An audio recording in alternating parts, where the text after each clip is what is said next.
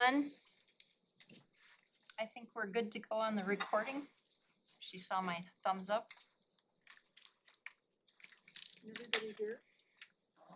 I want to just welcome you all to this beautiful day and being out in it today. We're very happy to have you here. Thank you for allowing me to sit while I welcome you. It's a little easier for me today. I'm not moving very well today.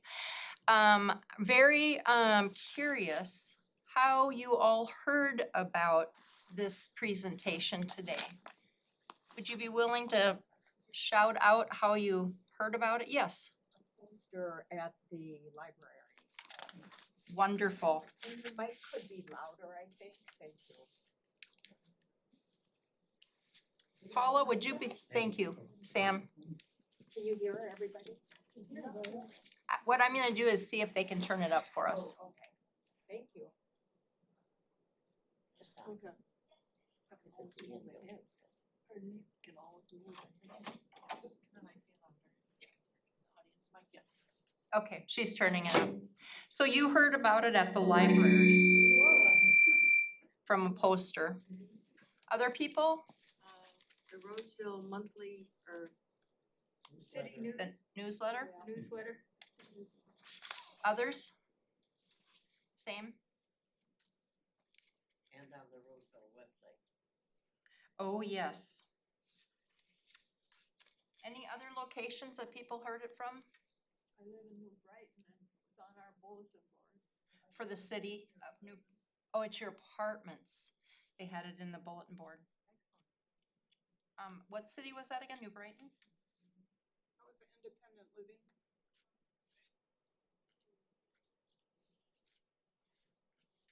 Thank you. We're most certainly wanting to continue to broaden how we get the word out. We're just restarting these. This is our first month for this year. We took off the first quarter.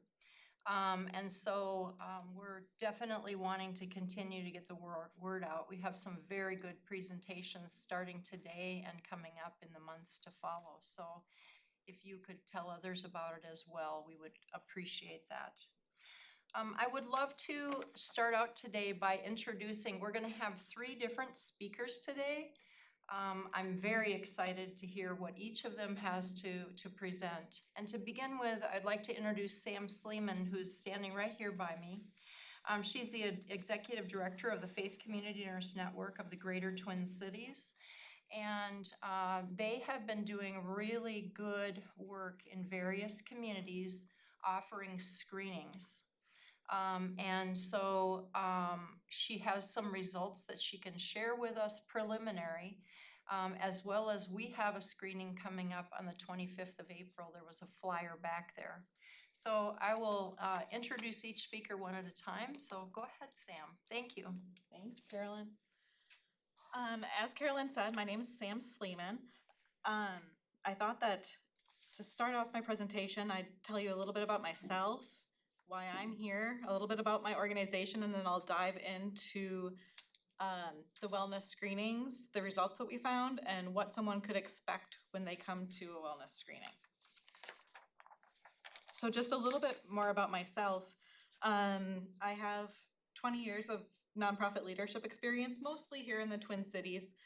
Most of it was spent in social services, volunteer engagement, chemical and mental health and employment services. In 2016, I really felt the call to help older adults, and specifically the call to spread awareness and education, caregiver support around dementia. So I changed modes and moved to senior services. Spent 7 years at Presbyterian Homes and Services before coming to the network. So in 2022, I was brought to Faith Community Nurse Network to specifically work on this wellness screening project. And then at the beginning of this year, I moved into the executive director role. I am the only non-nurse at Faith Community Nurse Network, so please don't ask me any medical questions. I will not be able to answer them, but I am able to direct you in the right direction. I do find it to be a privilege and a pleasure of working alongside of nurses and leading support for them. A couple fun facts. I'm a black belt in Taekwondo, and then I'm an instructor of Tai Chi Quan and a matter of balance coach. And I'll be mentioning a couple of those programs as I talk about the organization. So just a quick history about the network, because not a lot of people have heard of us. We have been around for 20 years and we're a very small nonprofit. Currently, we're sustained by collaborative partnerships with mHealth Fairview, Presbyterian Homes, Ecumen, Benedictine Living, Ling Bloomston, and the School of Nursing. And I'll talk a little bit about them as I talk more about the wellness screenings. But we were started by a small group of faith community nurses. You may know them as parish nurses as well. And really parish nurses and faith community nurses, they intentionally care for the mind, body, and spirit. So they work to do a lot of health promotion, disease prevention, care coordination, advocacy in their faith communities and in the community. And that's actually our mission. So we provide a whole person approach to individual and population health. And of course, our vision is to be able to see a world with more faith community nursing. And we're an interfaith organization, so we have nurses of multiple religious beliefs and spiritual beliefs within our network. So I like to say that we have 3 buckets of service. We have education for nurses, so we train nurses who would like to become faith community nurses, as it is a specialty that someone can add to their practice. We provide continuing education 4 times a year. The second bucket is support. So we support faith community nurses and organizations that want to develop their wellness programs. And then we serve the community. So we do that through these whole person wellness screenings, as well as providing evidence-based programming. And evidence-based programming, we have programs within falls prevention, chronic disease management, and then caregiver support. And I'll be focusing a little bit on caregiver support, since many of the people that attend those programs are caring for a loved one with dementia. We provide those evidence-based programs through a partner in Juniper. Juniper and Trellis are now what was formerly MAAA here in Minnesota. So Faith Community Nurse Network, along with many other providers, band together to provide the state with evidence-based health promotion programming. The programs that we have are in falls prevention. We have Stepping On and A Matter of Balance, which are discussion-based as well as have an exercise component to them, and they're multi-week classes. The Tai Chi Quan I mentioned that I'm an instructor of is Tai Chi Quan Moving for Better Balance, and that not only helps with fall prevention, but it's also been proven to help with slowing cognitive decline and exercising the brain. Our Living Well programs help individuals with chronic conditions and chronic pain learn skills to help them manage their diseases and prevent their diseases from invading more of their life. And then Powerful Tools. So Powerful Tools for Caregivers is a really cool class. I have the opportunity to also lead that class. And the idea is that it provides caregivers with tools to better care for themselves so that they have the energy and compassion to be a caregiver for others. So we go through tools that help with stress reduction, improve self-confidence, goal setting tools. We go through and talk about assertive communication, give some tools around that, decision making, and providing helpful resources that will help them in the community. And there are some flyers on the back table around 2 powerful tools for caregivers workshops coming up soon. One starting next week on Tuesday afternoons and the other one starting in May. So if that class sounded like it might be of interest to you, please make sure that you grab that flyer. There are spots still available in both of those workshops. So now I'm going to start kind of moving into the wellness screenings. So as faith community nurses, I'm just gonna say we, even though I'm not a nurse. We practice by a certain set of scope and standards. And so this is just kind of the standard that the wellness screenings fall under, and that's collecting pertinent data and information relative to the healthcare consumer's health or situation. So we're helping determine possible needs and programs that would be beneficial to an individual or a community. And we started providing these wellness screenings in October of 2022 through the help of a grant, 2 state grants, so a Live Well at Home grant and a Board on Aging grant. And when we sought out to provide the whole person wellness screening, they were a vehicle to hold screenings for memory and cognitive decline as well as depression, because the state found that that was a void in service, were screening services for older adults in cognitive function as well as depression.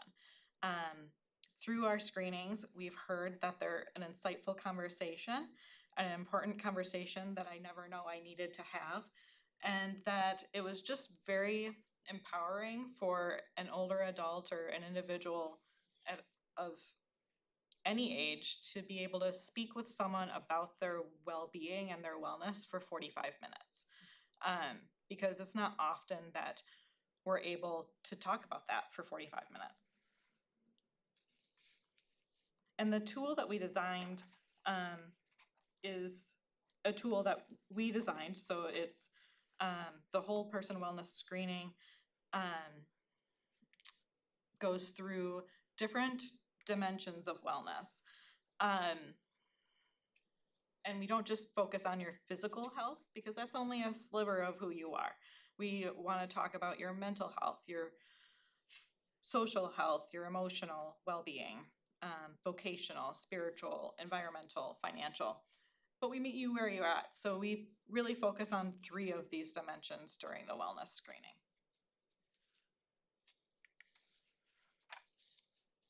The wellness screening, as I mentioned, is 45 minutes. And the kind of takeaways that a person gets are, we're working to develop your whole person wellness plan. You speak to a registered nurse, and in this case, the one at Roseville, the actual screenings done by student nurses, supervised by registered nurses. So we have this great opportunity to work with the U's School of Nursing during their clinicals for public health. So we're introducing students to both the world of public health and what that might look like as a future career, but also to an older demographic that they might not have had experience with either in their personal life or in their other clinical experiences. We see a lot of people that want to do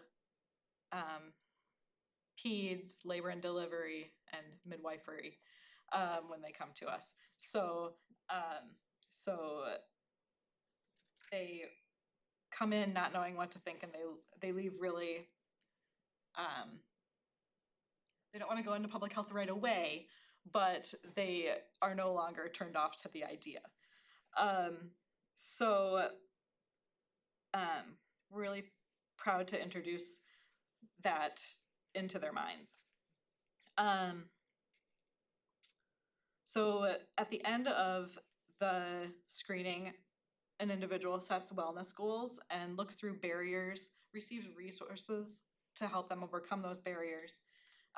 We go through your body composition to really talk through not only blood pressure and weight, but other things like visceral fat percentage and body fat percentage, oxygen level, kcal count, those types of things, to make sure that you're understanding those, because I don't know about you, but my doctor doesn't talk to me about visceral fat percentage and kcal count, and I was surprised at my last doctor's appointment when they were like, "You're pre-diabetic." I'm like, "I am."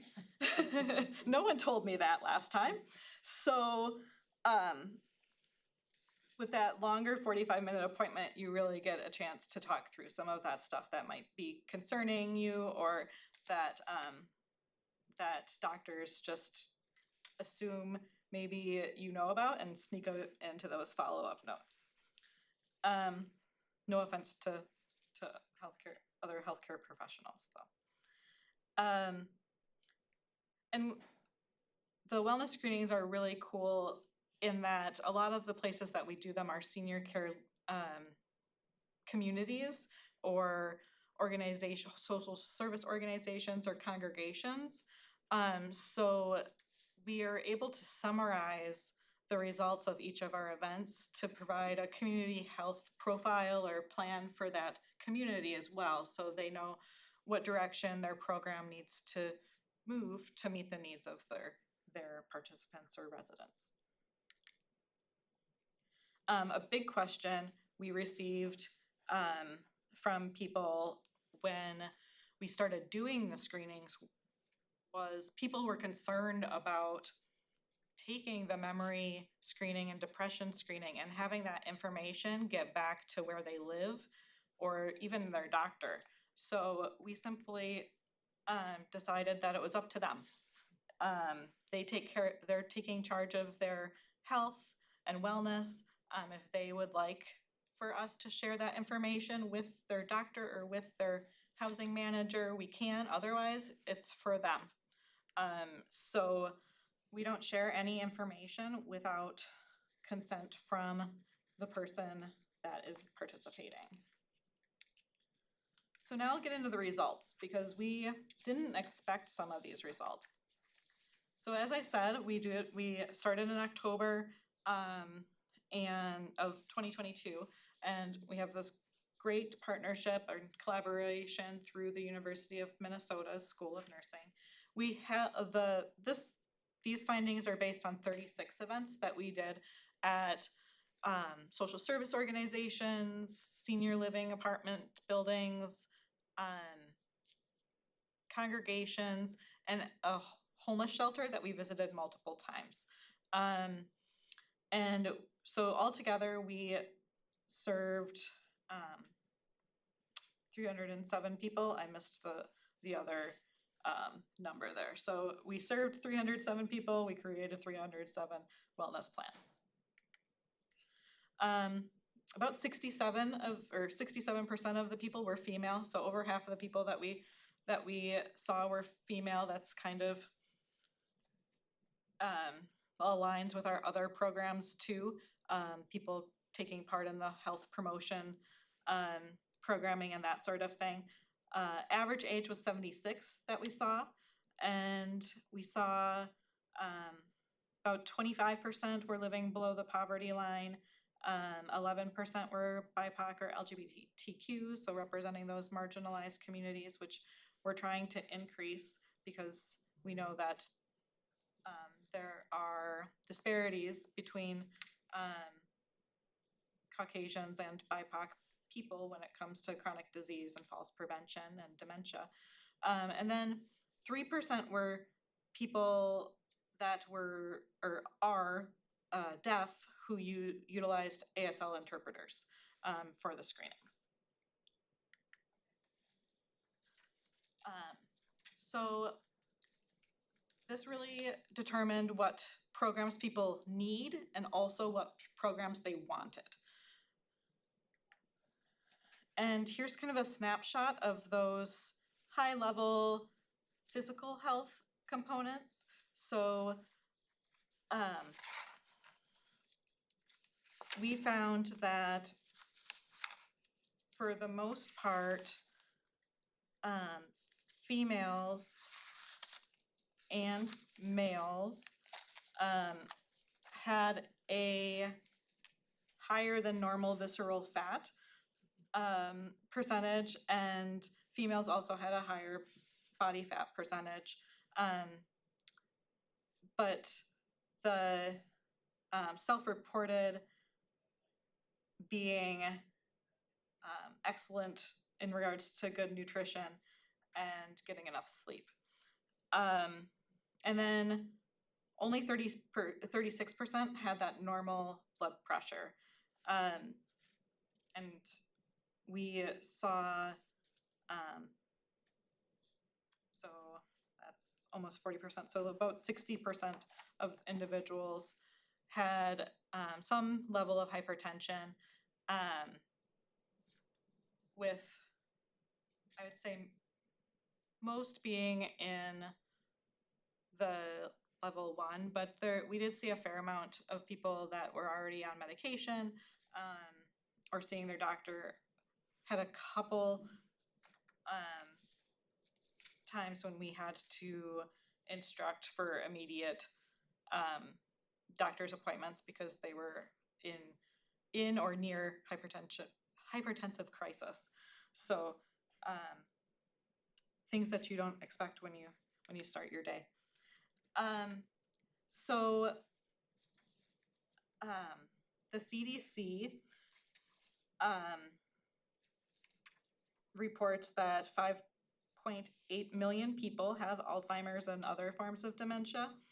That's 95% of the population over 65. And as I mentioned, the wellness screenings really were a vehicle for us to administer memory screens in a comfortable environment that people felt safe in and that they trusted.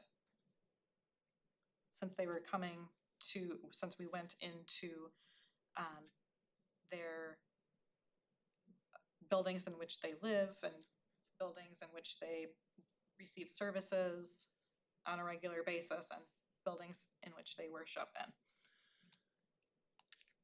We chose to use the Mini-Cog and the MoCA as our memory screens. The Mini-Cog is our base. So the Mini-Cog is a rapid screening test for Alzheimer's, and it measures two aspects: short-term recall as well as executive thinking. The good thing about the Mini-Cog is that it's an inclusive assessment, so some of the other assessments can be discriminatory when it comes to the person's education level and language understanding. So we went with the Mini-Cog as the base one. If individuals score abnormally on the Mini-Cog and show signs of cognitive change, then we administer the MoCA. So the MoCA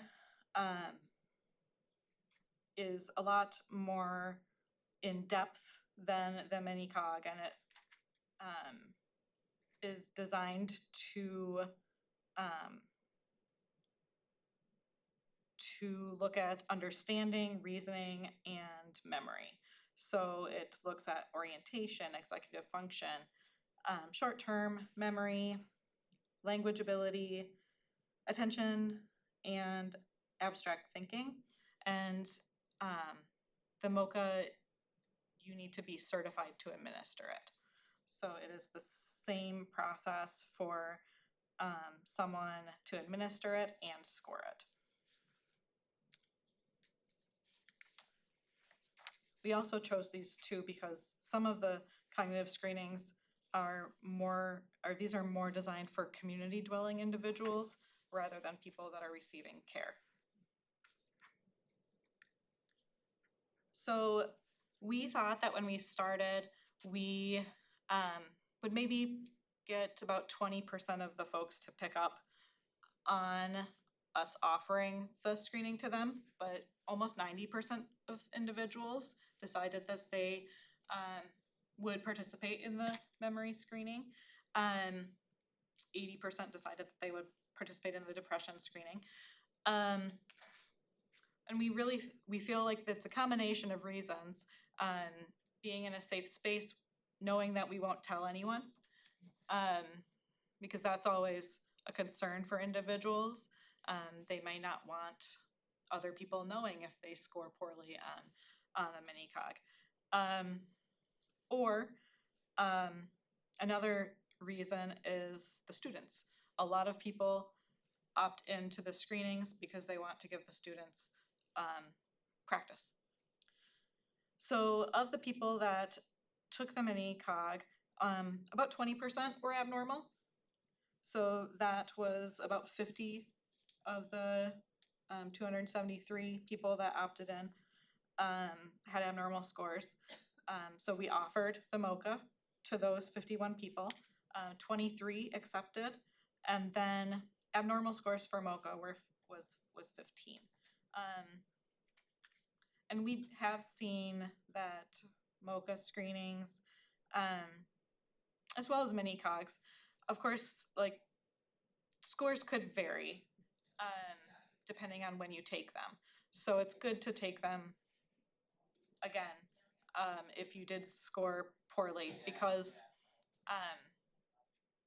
sometimes I don't think that I would pass a mini cog because of my stress level, my busyness of needing so many things in my head.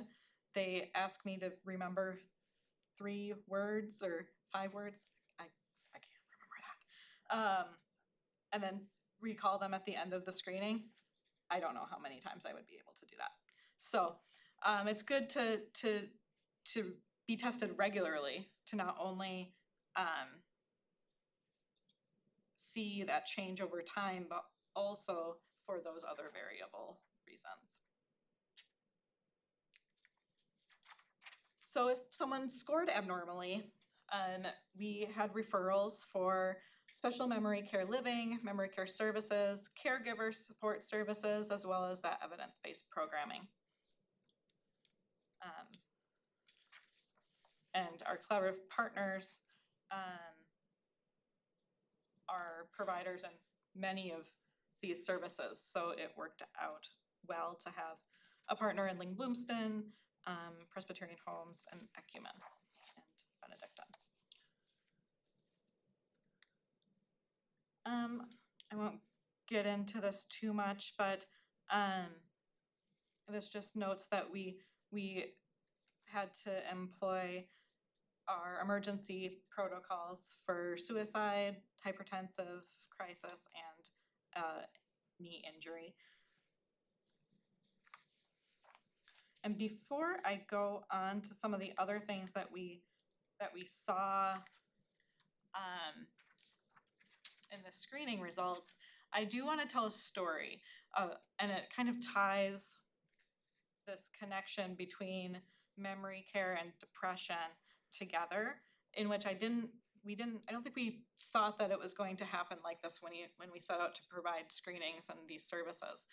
But one of the nurses was doing a screening for a gentleman in Stillwater, and he got an abnormal score on his mini cog, and she asked if his partner was available to come down and if he wanted to take the MOCA then. So his wife joined him and he took the MOCA, and it was evident that there was cognitive change and cognitive decline happening.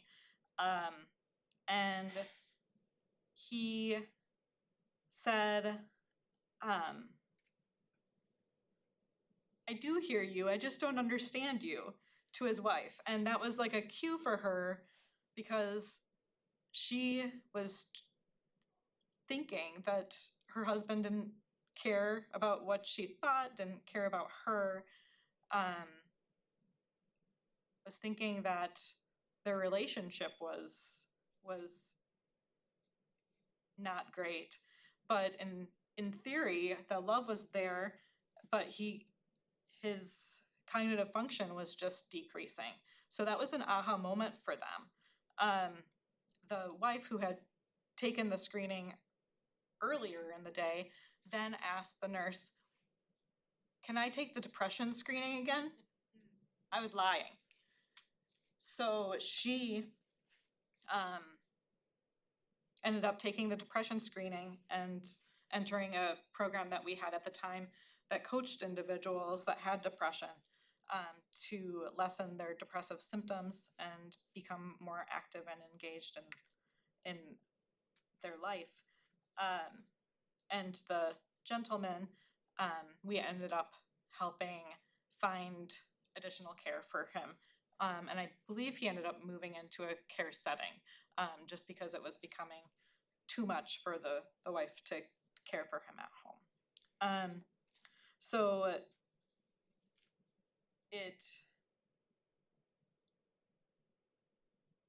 that wasn't the only time we saw that tie. There were partners that were needing those services too. So depression was present, and that those care partners ended up participating in a lot of our evidence-based programming after the wellness screening.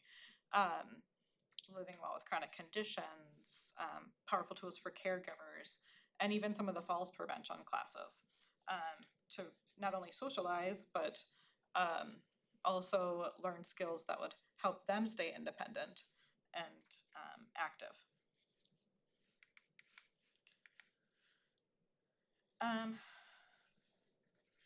So to close, I just have some other kind of facts about what we found. So through our wellness screenings, we found that individuals, the top 3 wellness dimensions that people wanted to focus on were physical health, emotional health, and spiritual health. Their goals were overall to stay active and independent. Other goals included exercise, needing to follow up about a healthcare or wellness topic. Some people said lose weight, some people said socialize more. Others wanted to build emotional stability, improve their diet, increase their spiritual, improve their spiritual improvement. Okay. Or spend time doing more things that they love to do. And then barriers overall were dealing with health issues, pain, or mobility constraints.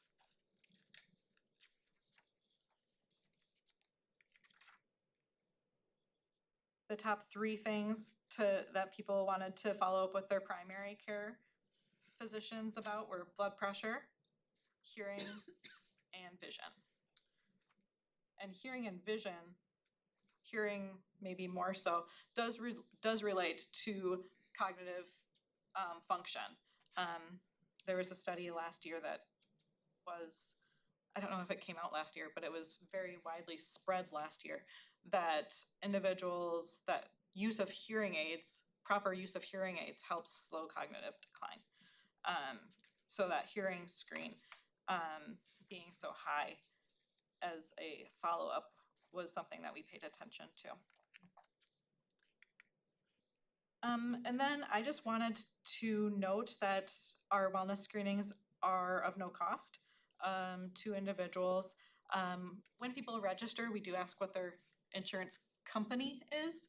And that's mainly so that we can, if we see a trend, we can approach that insurance company's foundation about possible funding opportunities. But at this time, we don't bill for the wellness screenings. And there is one happening at the Oval on April 25th, and that flyer is back there as well. It is appointment based, so to sign up for your 45-minute appointment, you would just sign that QR code and sign up right online. And appointments start at 9 and go until 2. So there are still slots available, probably between 5 and 10 slots available. Any questions?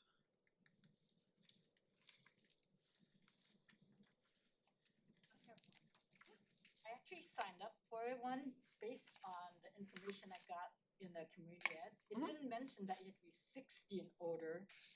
I am going to be short of being 60. Am I? That's gonna be short? okay. So the question was based on age, would she be too young to sign up? And Yeah. Sam is saying, come on ahead and sign up. Yeah. It was originally put at an age just because of some of our funding sources, but we have, we're not as restricted by that right now, so any age is fine. But of course, our resources are tailored to people like 55 and over. In the assessment tools, you said they were looking at short-term memory, language, abstract thinking, and what else? I don't know, Executive function. I think. yep, the MOCA, Executive So- function. yeah, it goes through a number of different functions. Paula, did you have a question? Oh, I was going to ask, what were you most surprised about? I think what we were most surprised about was, of course, we knew it in the back of our minds, but I think the tie to depression, we didn't know just how much correlation we would find between partners that had depression and dementia. And being able to help them both, I think, was our big walk away. And then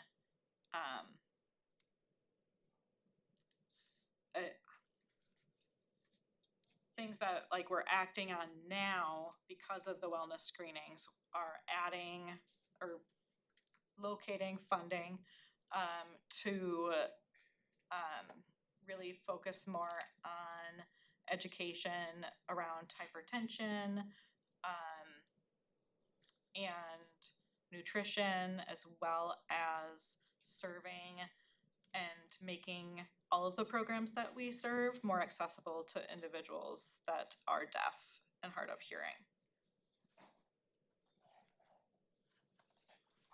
question and a comment.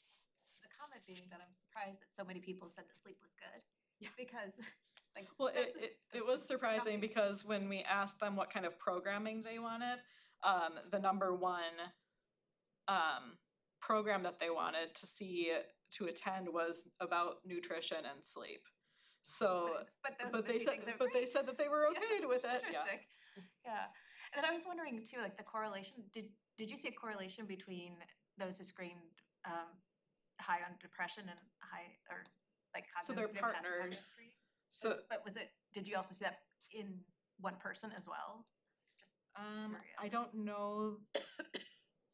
I think so, but yeah. we didn't include that Did look, piece, that's but that's yeah, yeah. it was a total random question, but I was like, oh, I wonder that would be interesting to hear. it Yeah. would, yeah. I wondered, you mentioned this one partner who said she had been lying on the depression test, and I wondered how frequently you think that's actually occurring, regardless of whether or not somebody has a partner, if they're just misrepresenting not only the sleep, but also the depression and the nutrition. I think that's a very good probability, and I don't wanna put anyone in the audience on the spot, but I will speak from my own experience. I've lied on a depression screening when I go to the doctor, because I don't think that I have time or the ability to talk more about it. So, I'm sure that it's, we had at least, we had that person and then a couple other instances where people, either stopped the screening and had us restart it or came back and screened again. That would be a really interesting thing to do, to research how you can encourage people to be honest when they're taking these assessments, what it is that makes them want to not tell the truth, whether it's like you said, not feeling they've got the time, they don't wanna deal with this now, it's not important that I'm depressed, it's more important that my partner needs help, things like that. It'd be really interesting. I agree. I could see if they were just wanting to help, like if they're like, oh, help the students. I see two, I'll take the two hands and then we have to move on to the next speaker. Are you gonna address about people being in denial of wanting to evaluate their cognitive ability? You know, everybody sounds willing to participate in what you're talking about. What about the people who don't want to be evaluated?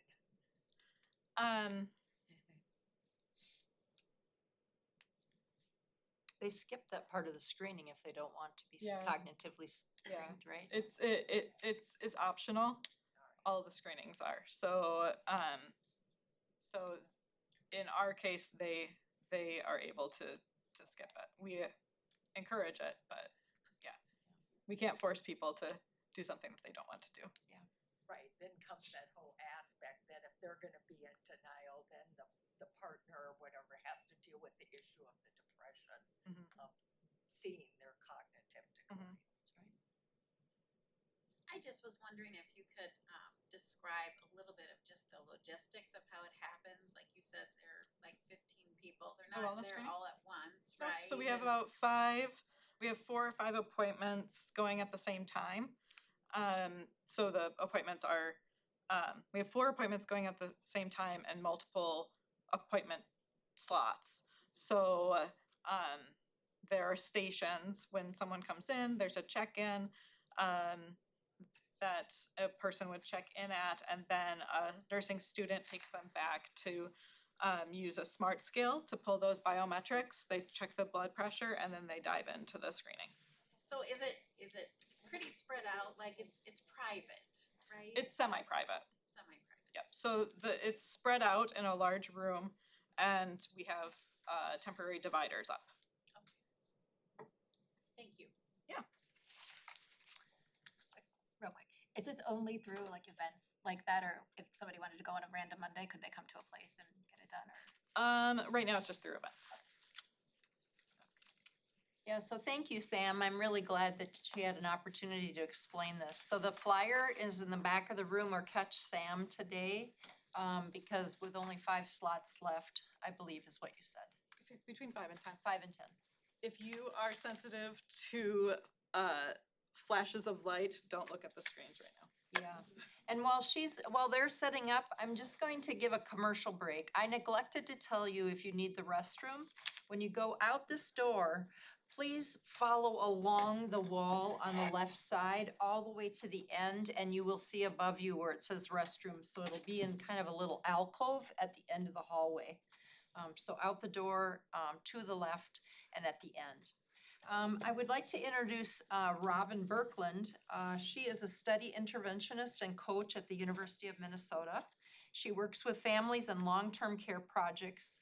And so, pardon me, she's been working with a study, a home alone study. And now they're entering into the second phase of it, I believe, am I right? Yes, that's So correct. I'd love for Robyn to fill us in on where they're at now with this. Hi, everybody. So, yes, I work at the University of Minnesota. I primarily do intervention work, which means we have research studies where we have support interventions that we work with people who usually it's caregivers or it's someone who has memory concerns or dementia. So this particular study, it says living alone. I should have probably put home alone, but it's the idea of living alone. But the home alone study is working with individuals who have either subjective concerns about memory loss or have been diagnosed with mild cognitive impairment who are living alone independently. And by that I mean in their own setting, like their house, an apartment. It wouldn't be an assisted living. It would have to be where there's no care provided. So that's what we're doing. I'll talk all through the study. Because a lot of my work also is with caregivers, I just have one thing to say, because it's my own little thing. Sam had said, and this is what we say, for caregivers, it is incredibly important as a caregiver to take care of yourself because it helps you take care of somebody else. And we say that because A, it's true, absolutely 100% true. And also because caregivers are, as a group, typically it's difficult to get them to do things for themselves because they're caregivers, that's their identity, and they're not only put their priorities for themselves to the back burner, but also it's like they have so much to do for somebody else, they wouldn't have time anyways. So that kind of is like a selling point. Hey, it helps you to take care of somebody else. But I just want to add too that it's just, if you are a caregiver, it's important to take care of you because you deserve it, not just because you're taking care of somebody else and that's your role. It's like you deserve it for you. So also just know that. And actually that's for anyone, caregiver or not, it's important to take care of yourself. Okay, living alone. Our Home Alone study, it's funded through the National Institute on Aging. So it's a national study. We work with colleagues across the country. We have someone who is an occupational therapist in Kansas City who has kind of helped design part of the study that we'll talk about. And we work with a psychologist from Brown who is really good with it, kind of the expert on behavioral activation, which is something we'll talk about, which may be something that Sam had hinted at earlier, or at least the kind of the same kind of thing that you guys have as one of your programs. So we'll talk through that. But this study, because it is a novel intervention where we're taking this piece of working with people who live alone and looking at both home safety and how to engage in in their community, what resources and supports and services are available locally. And then we're also looking at behavioral activation, which is a really fancy way of saying getting involved in activities. We're looking at those two different things. We put them together for the first time. We know for sure if you live alone, even if you don't, it's important to have a safe house. And it's important to know what's in your community that can support you. So we have that piece. We know that's important. We know that behavioral activation works. It is a therapeutic intervention that has been tested with a variety of different concerns, but it started with depression. And so that was something that was really important for us to have these two different things that we know are important for people who live alone. It's important to be engaged and it's important to live safely. And so we put them together for this intervention. So what we're doing is phase one is just, does this make sense? Does this work at all? Was it like, maybe we shouldn't have thrown these two things together. It makes sense that they're together, but maybe if you're actually living in the situation, you're like, this is too disjointed and it doesn't make sense for us. So what we do with phase one of any novel intervention is just try to figure out, is this something that's useful for people? Is it acceptable? Do they like it enough to continue on with this? Is this something that we can actually do? Maybe as coaches we can't do it, or maybe there's not enough participants who are interested in it for us to do it. So that's what we did for 3 months. Well, it was longer than 3 months, but people were in the study for 3 months. They would do 3 different surveys, one when they first started, and then one at 1 month and one at 3 months. We just wanted 15 people. We just wanted to run through this 15 times. So we would see, like, no, we can't get 15. We can't even get 50 people. We can't do it. Or like they liked it, and we wanted feedback. Please tell us what you think of this. We did interviews with everyone after they had completed their time, and just to see, like, did you like it? Tell us what you liked about it, what you didn't, what you think we can improve. So just generally from going through it, as I was the only coach in it, like I had feedback of like this, we'll talk about, but like this didn't really work real well. We need to figure out a different way to have this so it runs smoother. And the participants gave us feedback too. So phase one is about getting that information, refining the program, and then moving forward in phase two, which is, as Carolyn said, where we're at now. We've just started recruitment for phase two. So that is our kind of spiel into what it is. So more specifically, it is what we call a structured intervention, which is very different from a lot of the interventions we typically do. Most of our interventions are what we call semi-structured. So you have like, these are the topics you can choose from. And then we talk to caregivers or participants and say, hey, what of these, where's your priorities? What is your biggest concern here? Where should we start? And then we can switch it up. If they're like, next week I really want to talk about stress management, and something happens like I really need to talk about how to communicate with my healthcare team, then we can switch. There's no, you need to follow this exactly. You have that flexibility. This is a structured intervention, which means session one looked exactly like this, session two was this, session three, so you had topics that you had to discuss, but the content of those topics was very much personalized to the people who are in the study, which I will get to it and will make perfect sense in a bit. So it's 7 sessions, usually lasted about an hour, 45 minutes to an hour, depending. We aim for weekly sessions, however, schedules being as they are, sometimes, there might be a vacation thrown in there or something else where it gets off. And I always stress that to all my participants. It's totally fine. We build that in. If you can't meet, I don't want this to be another to-do stressor on your to-do list. Like, this should not be the thing that's causing you stress this week. So if you can't meet, we're fine.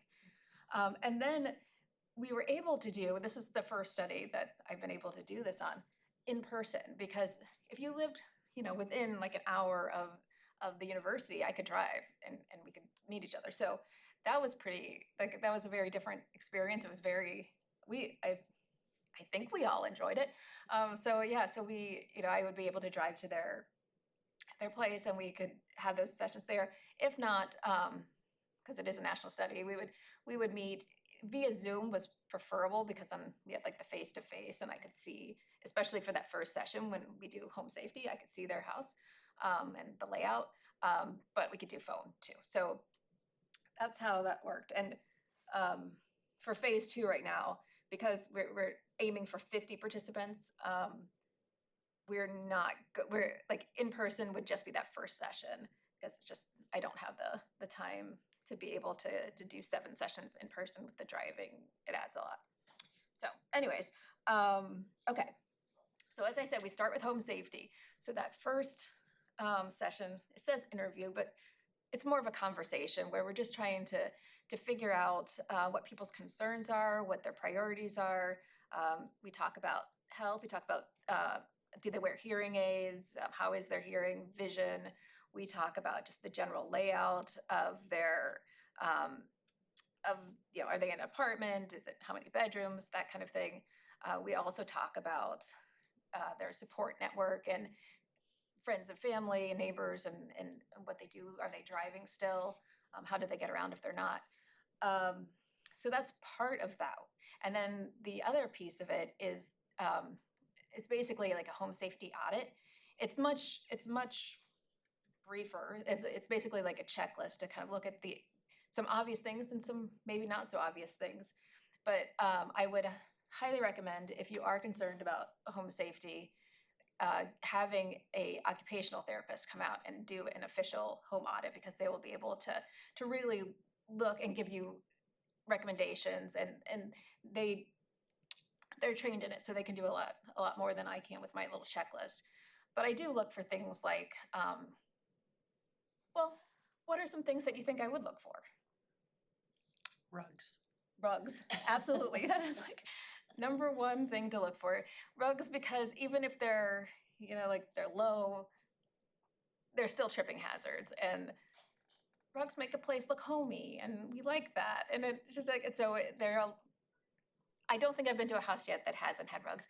And even individuals who have said, I removed all the rugs. There's still like rugs in the bathroom because, like you get out of the shower, you want a rug there. Like, and honestly, you get out of the shower, you want a rug there. You don't want the slippery floor, which is worse. So that's one of those things that we talk about too. It's like, this is a side thing, but like pets, because a lot of people have pets and they bring them such joy and such like, like purpose in life. And like, there's no way that personally, and this is what they would say too, but like, there's no way that the safety of getting, like giving your animal to someone else so that you don't have a tripping hazard is better than the quality of life they get from having a pet. So, it's that too. It's like looking at what can you give up and what can't you, and what risks are you willing to take on. And that's a lot of dementia to begin with, is thinking about quality of life and how there's that balance between safety and risk, and how quality of life often is on that risk side. And like you can keep everything so perfect, but then somebody's not, like where's the quality of life and the happiness in that? So yeah, so rugs is one. Definitely we look for rugs. Any other ideas out there of what we might look for in a home safe? I'm sorry, I didn't. Hand grips in the bathroom. Yes. Do you have training? Really? But I have experience. Okay, there you go. Even better. That is the number one thing my occupational therapist colleague says. Handbars, grab bar, like please have that in your bathroom, because that is such a safety feature. It makes a world of difference. That is one. There's one other thing in the bathroom that she absolutely swears by and says we have to make sure that we recommend to everyone. Anyone have an idea? Shower chair? No, but it goes with it. Grips on the floor in the bathtub. No, these are all great ideas. You guys are wonderful. An over the bathtub chair. No. A removable shower head. Oh. So that you don't have to stand. So you can if you're on a chair, you can move it around. And so those are the two things that she's like, you absolutely, if there's nothing else you learn from training with me, those are the two things. You have to do that. You have to be tall enough to be able to reach it. it. And I'm not. Or you leave it down. I actually have a little bit of a heel on, but I know what you mean. Yes, yes.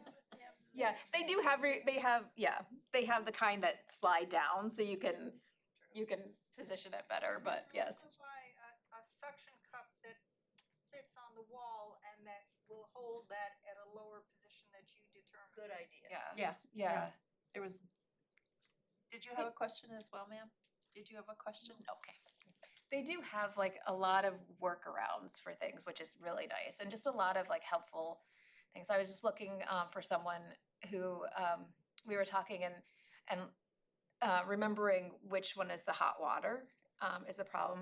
Living in an apartment where you don't have control over how you set your water temperature, and so just looking to see, well, what's out there to like differentiate.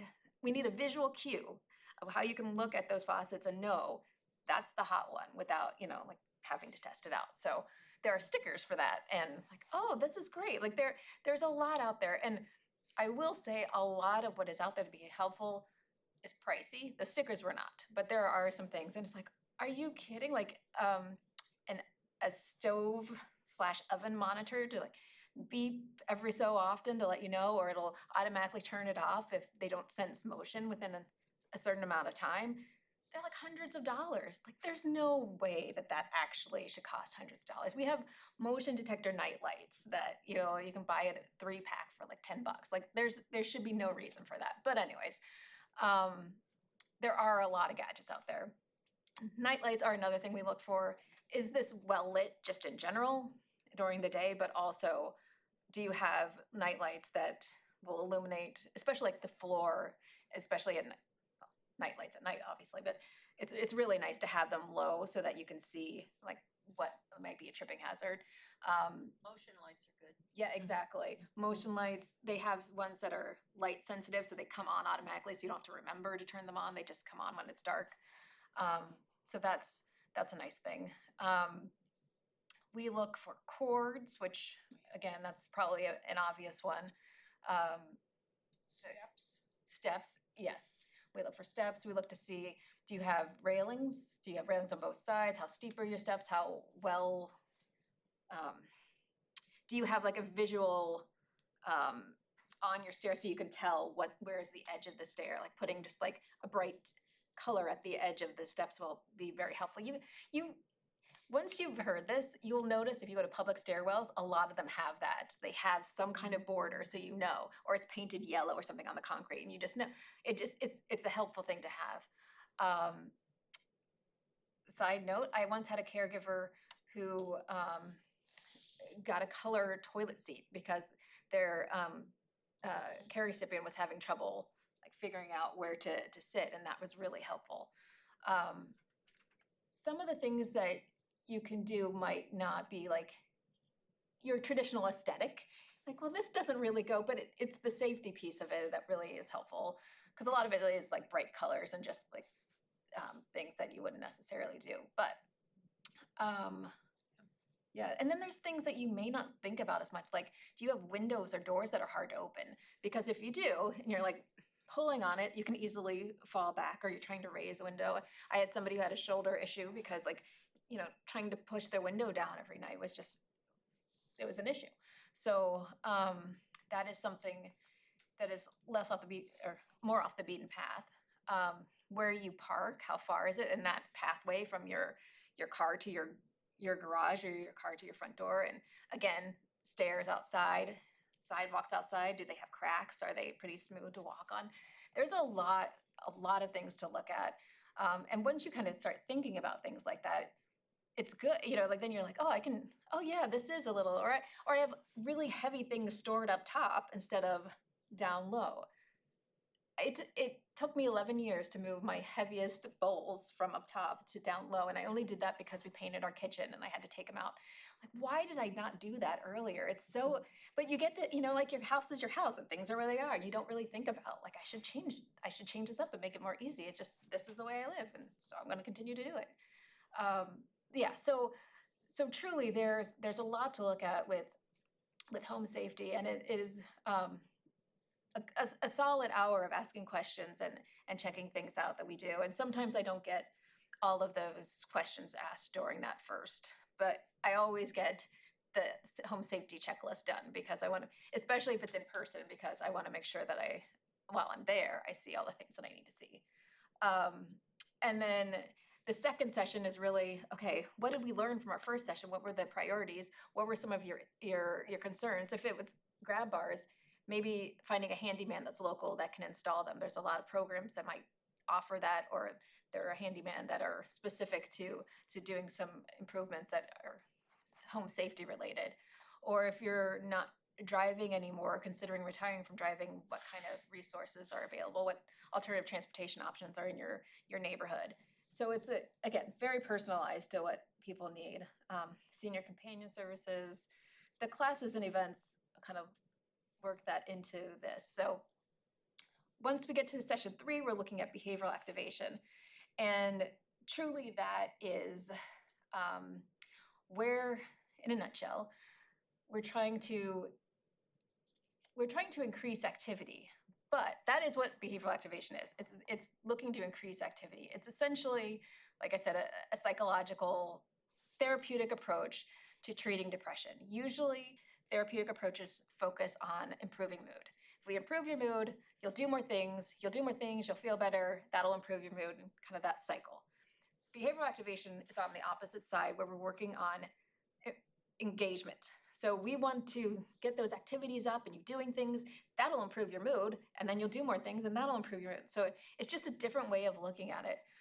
And it works really well. We don't necessarily think that the people who are in our study are, depressed or are going to be depressed. We think that this is a great platform for increasing activity. And we know that individuals who live alone are more likely to be not as engaged. And we know that people who are not as engaged are more likely to develop dementia. So we really are working from, that was why we picked this.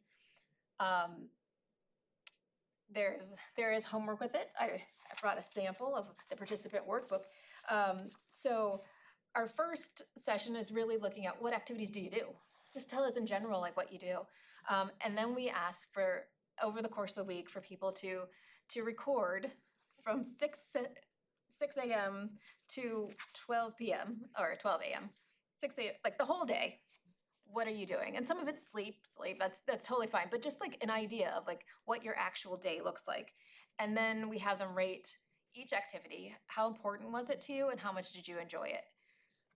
What we tend to find, and intentionally we know that we would tend to find this, is that the more things that you do that are important to you, that bring you meaning, and the more things that you do that bring you joy and purpose, those are they're gonna make you feel better. At the end of the day, you're gonna rate your mood for the day, and the days that you did things that you really enjoyed and that you really found meaning in, those are gonna be good days. But we just wanna know at this point, what do you do? So that's what we do. The next time we meet, we do this kind of in-depth exploration of values. So we're looking at these main life areas. There's 5 of them: relationships, mind, body, spirituality, education/career, which is just general learning. It doesn't have to be like a formal class or job. We look at hobbies and recreation interests. I feel like I've lost one here. Did I say relationships already? Yeah. Okay, so relationships, mind, body, spirituality, taking care of like daily responsibilities. So those are like the 5 life areas. There's more in life, obviously, but those are the 5 that we look at. And then within each of those areas, we want to identify 1 to 2 values that you have. This is really, really important. And it's pretty novel when you think about things. Like if I was to say, okay, well, what do you do with recreation interests? Well, I like to walk. I walk with my dog. I go outside with my neighbor and walk. I walk in the park. Those are great activities, but it's not like the value. What does that mean to you? And when you really dive into it, someone might say, well, I like being healthy and I like the exercise. The value to me is getting that exercise in. Somebody else, for those same activities, their value might be, I like being in nature and connecting with nature. 2 very different things, but it's important to recognize that, because if it's raining one day, someone who wants the exercise can go to the mall and walk. Someone who wants to connect with nature, maybe they watch like an eagle cam or something. There's baby eagles somewhere. They can do something else where they have like a connection with nature. Maybe they do a rain gauge. I don't know. But there are other, and this is what we're getting at. Is like, let's find your values, your core. Like, what do you identify with? Who do you think of yourself as a person? And then let's find some activities that reflect that, so that when you're doing the things that you're doing, they're things that you love. They bring you meaning. They bring you joy and purpose. And that's where you're going to get the biggest bang for your buck. I always tell my people in the studies, like, activity for activity's sake is better than doing nothing. But activities that bring you meaning and purpose, that's the real stuff. That's what, like, you feel good after you've done it. And so that is like to be able to kind of think about what activities reflect those values is really important. And we do that. We have people do okay, so more homework. So we have people talk about or record what they did, like their value, the activity it was, when it was, and then we add another column for feasibility. How easy was it for you to do it? Not necessarily like, well, I needed to get this and I needed to do that, but maybe it's raining and I couldn't do it. It was actually really hard that day or this happened or that. So like, we want to know, because you want to have a mix. You don't want to just have things that are all hard to do, because if something gets in the way, then you're not going to be able to do them. So coming up with some of those other activities that might align with your values that are more feasible to do whenever is what we're looking for. And then we add in this intentional scheduling component, because now we know these things bring you joy, they bring you meaning in life. Let's make sure that they're part of your life. So let's intentionally schedule them for the week. And maybe we'll start with like 4 for the week. And it doesn't have to be something big. It doesn't have to be like coordinating with a friend for a walk. It could literally be turning on your Eagle Cam and watching it doesn't have to be anything huge, just something that brings you meaning and joy. And so 4 of those for the week, striving for more and more every day, as you kind of get this into your life routine. And what I'll get to that in a second. What we did find, and is something that we kind of were talking about a little before, is that a lot of the people who were in the study didn't need to find new activities. They weren't lacking for activities. They had too many. They were busy, busy, busy, and they were looking for maybe not looking for less, but they're like, I don't need to add anything to this. And it became more a study about how do you prioritize what you're doing, because if you're doing so much, there's got to be things on your plate that you just would rather not do. All of us only have so much time in our days, so how do we spend it doing more of what we love? And so that was kind of our focus. That it's not necessarily people were socially disengaged or feeling lonely or not, like engaged in the community. People had things going. It was really, all right, well, what are these things would you want to drop? Because people were more of the, I got too much. So it's the same thing though. Like let's find the activities that align with your values, that you really get a bang out of doing. Let's do those and drop some of those other things. So that was that. And then we also talked about different strategies that they originally just called motivational tips. For phase 2, I added the living strategies part of this because they're not just motivational tips. There was a lot more to it than what was there.